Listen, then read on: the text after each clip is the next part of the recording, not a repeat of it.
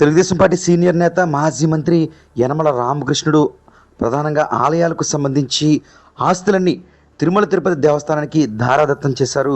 రామకృష్ణుడికి సంబంధించి ఆయన స్వగ్రామం ఏవి నగరంలో ఆధ్యాత్మికం ఉట్టిపడే విధంగా శ్రీదేవి భూదేవి సమేత కళ్యాణ వెంకటేశ్వర స్వామి దివ్యక్షేత్రంతో పాటు ఉపాలయాలు అనేకమైనవి నిర్మించారని చెప్పుకోవచ్చు. ఇక్కడ ప్రధానంగా ఆలయ ధర్మకర్త యనమల నాగేశ్వరరావు సారథ్యంలో ఆలయ వ్యవస్థాపకులు యనమల రామకృష్ణుడు విజయలక్ష్మి దంపతులు, అదేవిధంగా చావలి గోపీనాథ్ దివ్య దంపతులు, పుట్ట మహేష్ కుమార్ యాదవ్ కృష్ణ సాహిత్య దంపతుల పర్యవేక్షణలో దాదాపు 10 సంవత్సరాలుగా శ్రీ కళ్యాణ వెంకటేశ్వర స్వామి ఆలయ నిత్య పూజలు, అనేక కార్యక్రమాలు రాష్ట్రమంతా చూసే విధంగా విశేషభరితమైన ఉత్సవాలు ఏవి నగరం ప్రాంతంలో నిర్వహిస్తూ ఉంటారు. ఈ నేపథ్యంలో స్వామివారికి సంబంధించిన ఆలయాలను తిరుమల తిరుపతి దేవస్థానంకు సంబంధించిన అధికారులకు అధికారికంగా యనమల రామకృష్ణుడు దంపతులు అందజేశారు. ప్రధానంగా ఇటు ఆలయాలతో పాటు ఆలయాలకు సంబంధించిన ఆస్తులు, స్వామివారి బంగారు ఆభరణాలు వంటివి కూడా అందజేశారు. ఇకపై ఏవి నగరానికి సంబంధించిన కలియుగ ప్రత్యక్ష దైవం శ్రీ వెంకటేశ్వర స్వామి ఆలయంతో పాటు ఉపాలయాలు సైతం తిరుమల తిరుపతి దేవస్థానం అండర్లోకి వెళ్ళినట్లుగా తెలుస్తుంది. అదేవిధంగా దేవస్థానానికి సంబంధించి ముఖ్యంగా టీటీడీకి సంబంధించిన అధికారులు కూడా డిప్యూటీ ఈవో శివప్రసాద్ కూడా ప్రత్యేకంగా మీడియాతో మాట్లాడారు. ప్రతిరోజు ఉత్సవాలు, కైంకర్యాలు, పూజలు జరుగుతాయని, అదేవిధంగా దేవస్థానానికి సంబంధించి ఏదైతే మనకి అవసరం ఉందో ఉద్యోగులు వారిని కూడా తీసుకుని ఇక్కడ కార్యక్రమాలు మరింత అద్భుతంగా ఆధ్యాత్మికంగా జరిగే విధంగా చేస్తామంటూ డిప్యూటీ ఈవో శివప్రసాద్ కూడా మీడియాకు తెలియజేశారు. నిజానికి ఈ అప్పగించే కార్యక్రమం కూడా గోవిందనామాలు జపిస్తూ ఆధ్యాత్మికం ఉట్టిపడే విధంగా నిర్వహించారు ఏవి నగరంలో అని చెప్పుకోవచ్చు.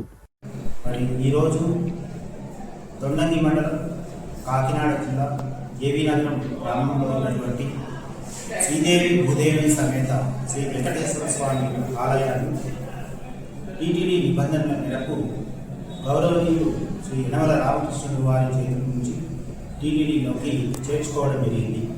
మరి ఇందులో భాగంగా ఏవైతే స్వామివారికి తిరువాభరణాలు ఉన్నాయో, మరి ఈ ఆలయానికి సంబంధించిన ఆస్తులు ఏవైతే ఉన్నాయో, కళ్యాణ మండపం కానీ అట్లాగే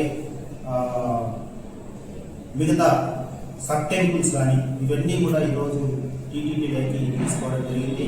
మరి ఈ రోజు నుంచి స్వామివారికి నిత్య కైంకర్యములు నిరాటంకంగా నిరంతరాయంగా జరపడం జరుగుతుంది, ఆగమోక్తంగా జరపడం జరుగుతుంది. మరి దీనికి సంబంధించి సెక్యూరిటీ స్టాఫ్ను కూడా ఏర్పాటు చేయడం జరుగుతుంది. వారితో పాటుగా మేడం స్టాఫ్ అయితేనేమి, మరి టెంపుల్ స్టాఫ్ను, మరి రిలీజియస్ స్టాఫ్ను అందరినీ కూడా ఎంతమంది అయితే అవసరమో అంతమందిని కూడా తీసుకొని మరి ఎటువంటి ఇబ్బందులు లేకుండా పూర్తి స్థాయిలో శ్రీవారికి కైంకర్యం చేయడం జరుగుతుంది. వారితో పాటు పోటు వర్కర్లు, ప్రసాదం తయారు చేయడానికి పోటు వర్కర్లను, మరి ప్రసాదం డిస్ట్రిబ్యూటర్లను, మరి పరిచారికలు, వీళ్ళంతా కూడా రిలీజియస్ స్టాఫ్ అంటారు, వీరిని కూడా తీసుకొని మరి పూర్తి స్థాయిలో 2-3 రోజుల్లో అన్ని కార్యక్రమాలు మొదలుపెట్టడం జరుగుతుంది.